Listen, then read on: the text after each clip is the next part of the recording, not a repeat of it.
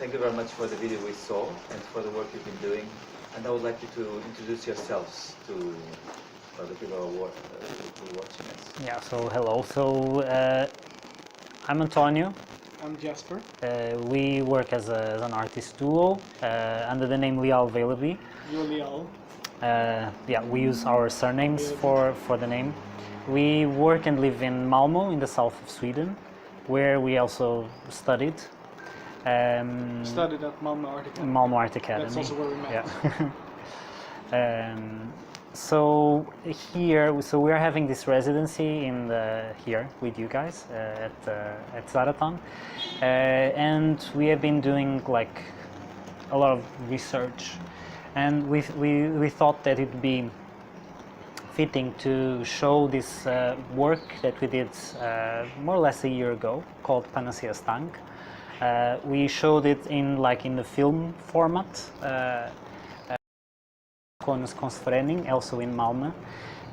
It was part of a multimedia installation, so the work would run in a continuous loop at that time, and together with a specific way to engage with the work, with sitting, other objects in space. It's also that the work itself doesn't have a singular narrative that runs straight through. You can essentially stop at any point in it and continue onwards. So it's also possible to actually play it as a loop without title cards in the beginning and the end. And that's how it was presented this time. And this piece you've just showed and the work you're doing now, they're connected, right? They come from your own practice. Yeah, Yes. exactly. So since the show we had a year ago, we continue to research in this line of thought, we could say, in these fields, where we have had like a main concept that we have as perhaps a thread that to which we connect different things that we keep finding. So it's the concept of a Greek word called pharmakon. It's a word that has several different meanings. The most well-known is being a medicine and a poison, but it has others like color, talisman, scapegoat, and we have been interested.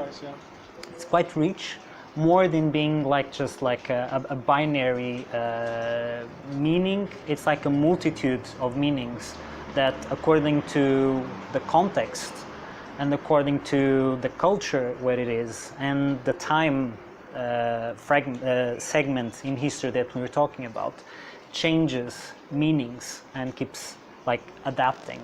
And it's a word that is present in a lot of languages, and that has given rise to different words also in different languages. Okay, like pharmacy in the case of Portuguese or English. Which is also one of the reasons why we're also interested in it, because there's a biological, biographical point to it also, as Antonio is a pharmacist in his background. Yeah, so I initially studied pharmacy and started to work as a pharmacist, and at the same time while I was working I started to study art, because I thought it was no longer just a hobby, and I wanted to study more and more serious, and that's when I also go back to things I studied and shifts the perspective. And also I realized that just working in the pharmacy started to shift the perspective I had to my daily work, and these days it keeps influencing the way we kind of also work, because often I bring subjects and topics that I read and that I'm interested in, and bring them into our work, and then together the perspectives change. I think it also has to do a lot with the fact that in our practice we explore a lot the meeting between different ways of thinking and looking at the world. And one of those is, for example, a cultural way of approaching things and a scientific way of approaching things, because it's two very different modes of thinking and doing things. Am I talking too low? No.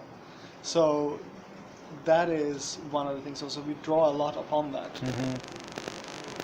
And just your idea, I mean, I understand where Tony says he's coming in terms of It's the much farm. more easier because there's a biographical point on it. Yeah. Yes. And can you talk a little bit about your interest in this pharmacon and in a way how you met in a practice? Oh, that's an interesting and a hard question actually, because my interest is much more easier. Because my interest in it is also because of the cultural heritage that comes to it, and where like how it's been used in both a ritualistic function and also how it has been, in the same way that it also underlies the ideas of pharmacy. It's also the things that underlies the idea, for example, for paint making.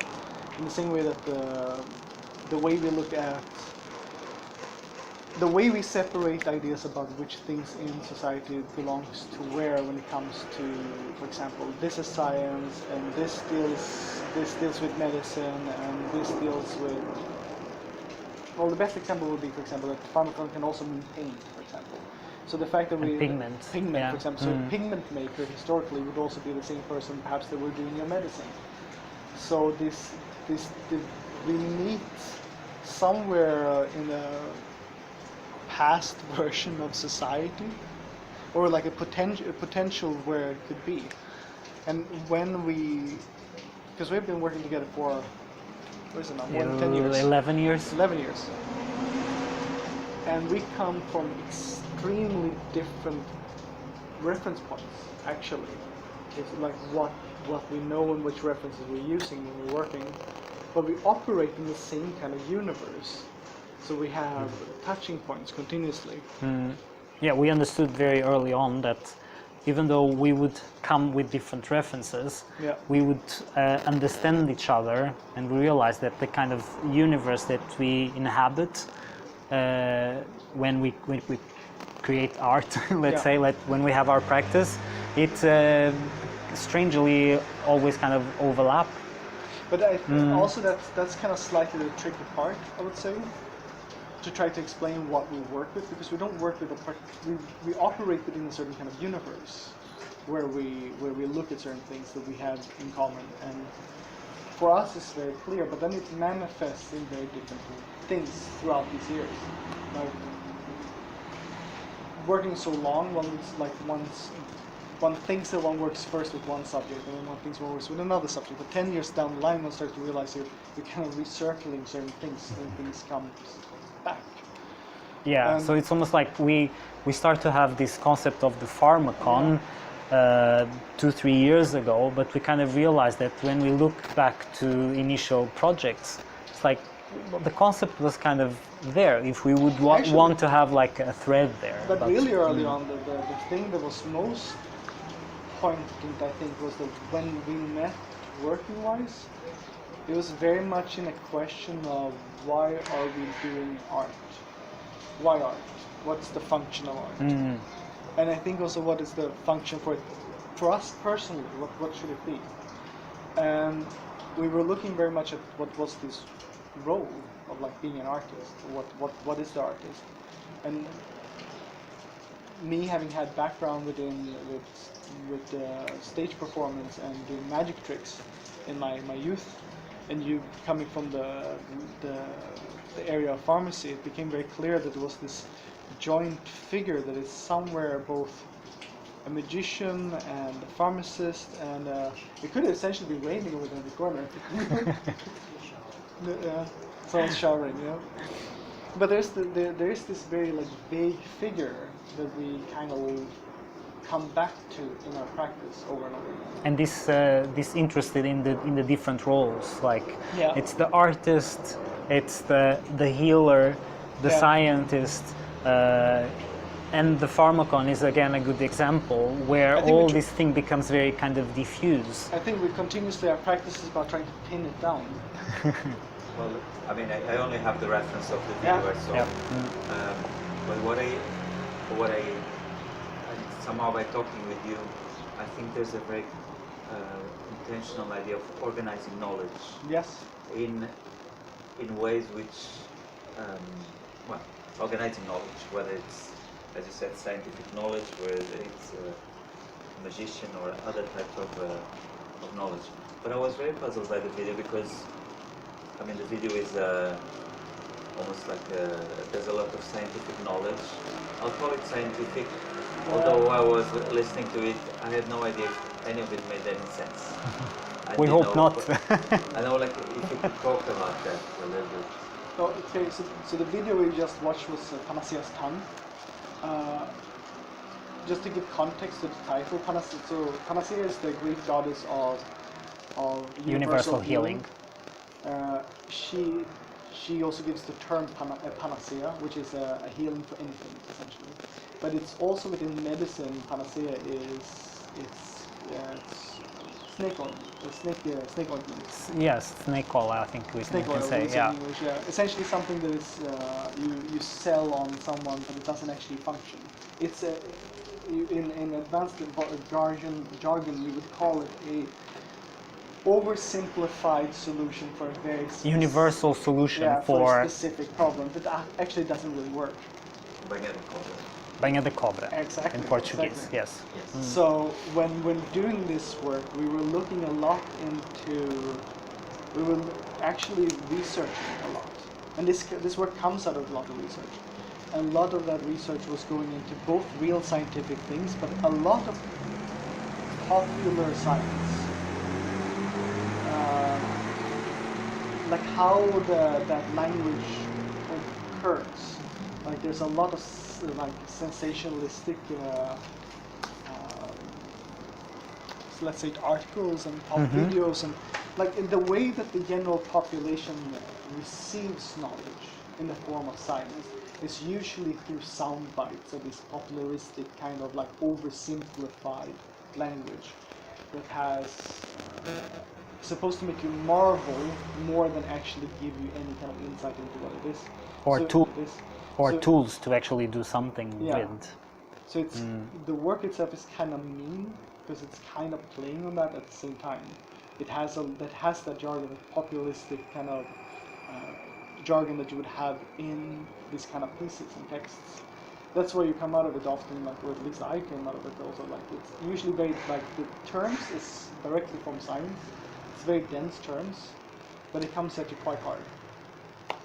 So I think we looked at it more almost like from poetry point actually, because the character speaking in this video it's Panacea, but it's in our envisionment, Panacea is not just the goddess of healing; she's also like It's an artificial intelligence from the 22nd century that is. She thinks for herself. Yeah. And she has ideas, and so it's almost like her own narrative and discourse to humanity. That's also the first time that we showed the video.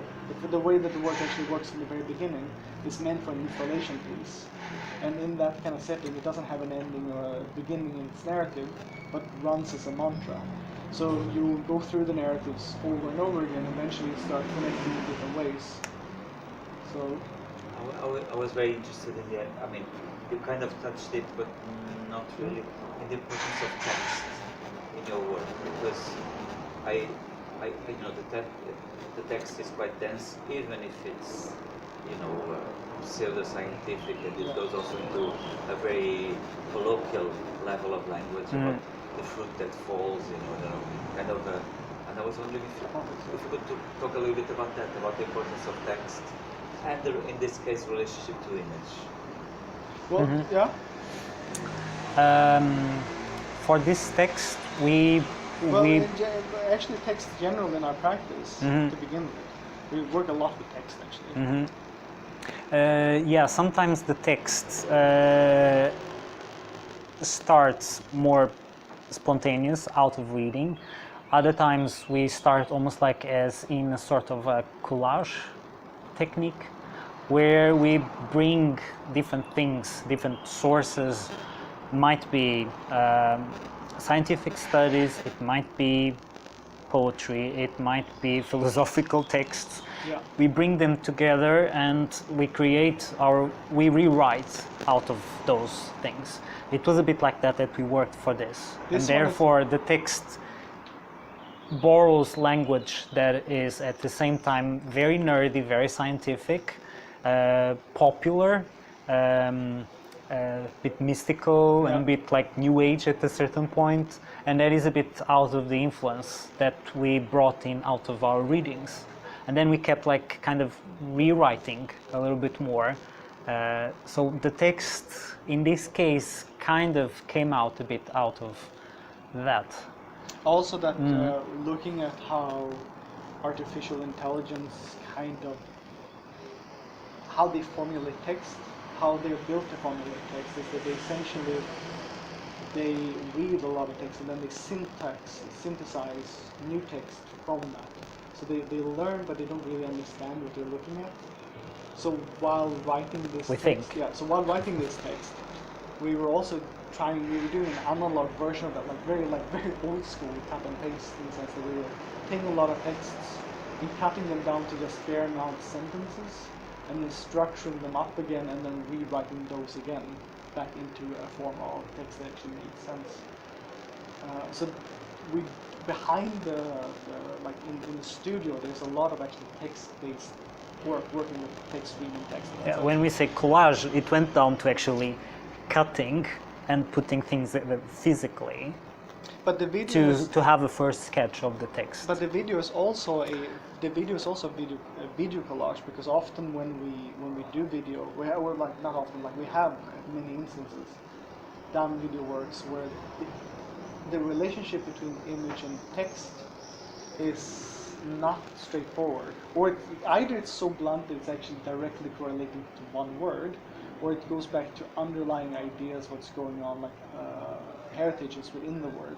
So it's kind of a cut and mash technique. Or how would you call it? Like a cut and paste. Cut and paste technique. Yeah, exactly. So it's more associative, the imagery, rather than actually trying to tell. And a lot intuitive, how we put things kind of together. In this case, so almost like running side by side while developing the text, we start to assemble the visual part. Yeah. And we didn't know how many, like, let's call it chapters or parts the video would have, and they just like started to form itself. So, but the video is almost like a sort of video collage. Yes. Somehow, and it's all has footage from like 10 years ago. Footage that is actually like short videos that we put on Instagram, for instance. It's like one of the main forms that we engage with Instagram is that we do videos that just have that kind of purpose. Well, so small experiments in imagery and sound.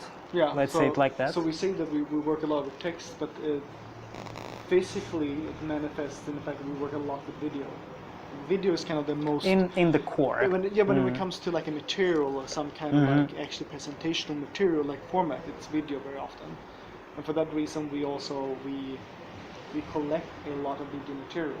We always film stuff. And one of the practices that we have come to do is that for our Instagram account, we call it, but it becomes almost like our archive. Like if you were to be a painter, you would do sketches, but we do video sketches. And we do like little video treatment experiments and little sound experiments, and then we'll post them on Instagram, but it also functions as an online archive for us to have fun. Yeah, exactly. So when we were doing this video, we were actually taking a lot of visual material from that archive as well. I don't know, I have a question, which is, while I was watching the video, and I was wondering in a way, and now hearing you, I was wondering if you're trying to trigger some effect. And I'm saying this in the sense that my own reaction was to kind of listen attentively to the video, but there's a time it starts not really making a lot of sense, or it's just too complicated for me to follow. And then, when you talked about the mantra in the installation, that's how I felt a little bit slightly, slightly hazy, with this information and the images and this slightly hypnotic feeling about I don't really know what's the Am I talking about No, That makes yeah, totally yeah, sense yeah. for me, and that is a very genuine reaction, I would say. There's not one way that we feel like we hope people feel this or experience it like that. No. Often I think it goes back to what I think is a nice artistic experience for me when I go to see an art show. So I like to feel provoked in some way, a new perspective somehow, or a different perspective that I'm given when I go to the show. And both I like to feel bored and not really understand sometimes why I'm bored, but also like, gosh, I feel I want to go home and do more of whatever I'm doing, that we are doing. Yeah, but And in this particular work, I think at a certain point we were really just like trying to create a work that demands time for the viewer. Therefore, when we had the installation, it was supposed to be like sit down but it's very tricky, because I think you can watch it like this also, but I think it's very tricky to say how another person's going to read it. Yeah, that is very hard to control. I know that when we were, because now it's a year ago, so it feels like we're doing other stuff already, you know, so it's like trying to arc back in the mind. But also when we were doing it, it was I remember part of it being that we wanted this kind of wonder, like this quality of wonder that you can get when looking at like a David Attenborough kind of like video, like the way that the voice kind of tells you something miraculous, but also really wanted this to capture this feeling of listening to something and then coming out feeling like, oh, I've gotten access to some important information, but having no idea, as you say, having no idea what that information really is, because a lot of popular science is a bit like that. It sounds very good, but then once you start asking questions, there is problems or levels of it. So I think we built this text, lots of it to have levels, like on a first reading or a second reading, or when you go through it the second time, how you connect them to each other. So a lot of people get different things. A lot of people react like you said, clearly. I react the same way sometimes. We've also had people who come out and had far different readings, because they take two things and put them together, depending on what kind of education they come from. And weirdly enough, they are usually not artists or in the culture field. Like it seems like I feel we get more of a perplexed reaction of this video from people within the art culture field, because one reads it from an art perspective. But if you come from other fields, you read other things. If you come from the science field, you come with so many questions, and the way people have read it who come, for example, from medicine, have completely made me go like, I had no idea that you would read it that way. And they come out and go, yeah, like, and have like, I understand exactly what you're trying to say, and you're like. And also, I think it's not a work that's trying to say something per se either. It doesn't have a. It has a lot of like a speculative quality. Yeah. Not only where we are as society, but how we, let's say, kind of speculate about the trajectory. Yeah. Right? And the trajectory that almost feels like imminent. Yeah. Even though that doesn't say that we believe that it's going to happen, but it just felt very compelling to explore, like, where can an AI go? Yeah. Where can an AI go? We thought, okay, let's just do the exercise that an AI becomes a god or a goddess of some sort. sort. It's also this idea that it's a solution also. Also, the substance that we talk about, that substance is also like this a speculation. So in the video there's a talk about a substance that is Photostin, called exactly, photostin, which is a crystalline structure of photons that's been linked together. And that, funny enough, is something that we were talking about a long time ago. Because we found the article some years ago. No, it's before the article actually. We started talking about it long before the article. True, we started talking about this idea about making something out of life for a long time ago. And let's say like 2 years into that discourse without doing any work on it, scientists were actually already doing it. They were actually actually making photonic crystals. But while we were imagining this idea of how photons being like, photons are like particles of light, you could call it. But they don't link together. You can't actually make mass out of photons. This is the thing that doesn't make sense. But now science has gone to the point where you can actually make like crystals bounce together. The photons together. Yeah, photons.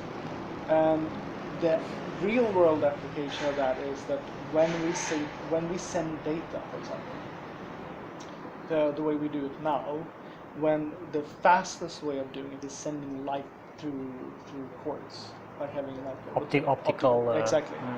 But it's still limited to one photon. It's still binary. It's still one on off. But if you're able to link photonic particles together, you can essentially make a codex where you go like, if you receive one photon, it means this. If you receive two photons linked together, it means this. So like the codex you're using to encode data can open up and becomes much larger. It's even hard to think about what those implications could be, because it's a new way to think about, let's say, technology or materials that can exist. So that is the actual real world application. That's the real world. But when we were talking about this many years ago for the first time, we were looking more into like what would be a symbolic version of a philosophical stone for science. Like what would be the opus magnus for scientific work? Well, it would be to do something that bridges both physics and particle physics. So it would have to be something that both have mass and doesn't have mass. I would be something made of light. But that's the weird thing. You imagine something and eventually science just catches up with it. But talking back to what you were saying about systems of knowledge, when you read those kind of articles, you don't understand what they're really saying. They're saying that you understand what they're saying, but you don't understand the science behind it because it becomes so complicated. We live in a society where lots of things is so complicated that I take for granted how my phone works. Yeah, we get really access to a very simplified layer on how the things work. Yeah. So it's like satellites, how does that actually work? Like yeah, exactly. It gets very complicated when you start going into the details of it. So we operate very much on our knowledge. We think we understand things, but that is a very superficial level. So I think there's also like a lot of disbelief in systems of knowledge. And the same thing, we're extremely interested in how you build and systemize and create fields of knowledge, but also kind of critical towards it. And this work has a kind of an inbuilt self-critique. And it's almost like in following a bit that, like science feels so, it's presented as almost be like very assertive, neutral, clear, everything's very controlled, everything's a lot like yes and no, and the maybes are just waiting to be a yes or no in the future. But it's actually, in the end, it's almost like it becomes quite opaque to us, and it becomes as public, and it becomes weird enough. It's almost like an occultist science in itself, even though they step away as much as possible from the occult, because the occult for science is just that weird thing maybe that we can absolutely test. It's just waiting for the right tool to test and give us what kind of energy is that you feel when you're in a room. That's something that we will measure, most likely with the right tool. Perhaps we don't have the tool now. So when that is kind of discarded as that's not scientific knowledge or something that scientific knowledge can grasp. Yeah, but exactly. But at the same time, there is so many things of the human experience that is not captured by science, or there is actually no. We have science like what we know in science is not just because we have discovered it; it's also because there's been enough incentive to do research on that subject, which means that it's always driven by economical interests. Yeah, and capitalism, of course. To society and capitalism. Like we can, science addresses this elephant in the room by acknowledging the placebo effect. The placebo effect, it's something that more or less everybody can kind of relate because it's Yeah, you have to so explain talked about. Explain what it is. So the placebo effect is it's so accepted in science that actually becomes part of the development of a new drug. Also, by this means that you have a new substance, you want to test it if it really works. So in a stage of development, you have to have a group that actually takes that substance and a group that doesn't take that substance, but takes something that looks like the actual formulation of that medication. And this because there is a subjective and personal expectations and how the treatment will work. Well, it boils down to essentially that dependent on how much you're expecting something from reality, like you're expecting a treatment to work, you can self-manifest certain responses in your own body to such a degree, and it goes in both ways actually. Placebo essentially is that you take something that has no like sugar, and you can actually have a medicinal value to it. That's why one test group takes the actual medicine, and then you take the other group and it takes sugar. And it's not to measure that which group, if they're having equally bad. It's not like you would imagine that, for example, that if one takes a placebo treatment for a test group and the other one takes the actual medicine, that you're making sure that that this one actually does something. But what you're actually checking is you get so much effect from the placebo group that you have to make sure that the effects you're getting from the medicine isn't just the placebo.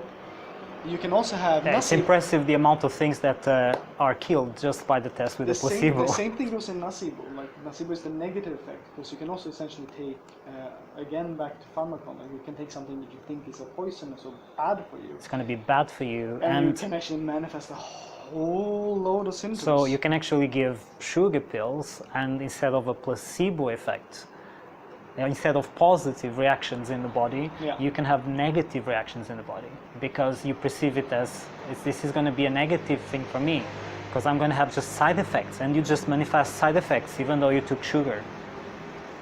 And so this is a bit like let's say again, this elephant in the room that science had to acknowledge and incorporate, because it gave so much interference into the development of new drugs.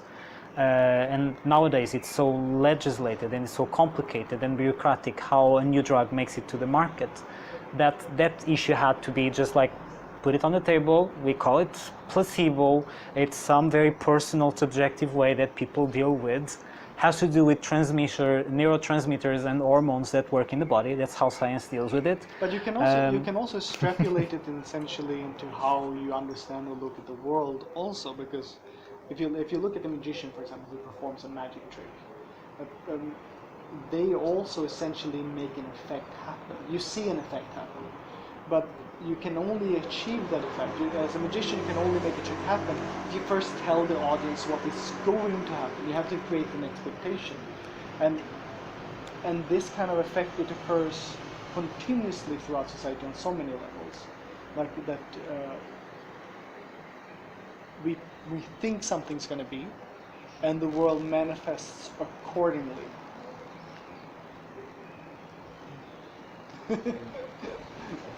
Sorry, no, stop. No. Can you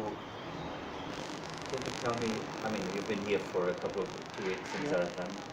Can you tell me a little bit? Can you tell us a little bit about what you're doing? Where your work is right now here, or what you've been researching, or how is it going? Well, to begin with, we've been taking the opportunity to film a lot. Actually, tried to film a lot here in Lisbon. We continue the practice of like recording, capturing images, not really exactly knowing where the things will end up, because that's partly how we capture images. Some things are planned, other more spontaneous, let's say it like that. On the concrete part of like a specific subject that we have been researching. Well, to begin with, we could say that in a certain way we're continuing, like the reason why we're showing PANACEA'S TOUNGUE, this work that we screened, is because a year ago when we did this, it was part of the research we were doing, or like it was a response to research we were doing actually. And then we were like, yeah, but it didn't actually cover the things we wanted to work with. So we've been continuously trying to work with this thing, but it's just generating different works, other things. So we're still here working with that. Yeah.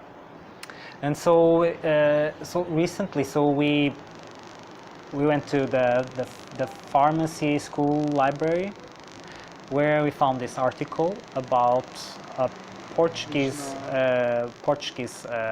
medication called Visnagan. So Visnagan was developed in Portugal after the Second World War.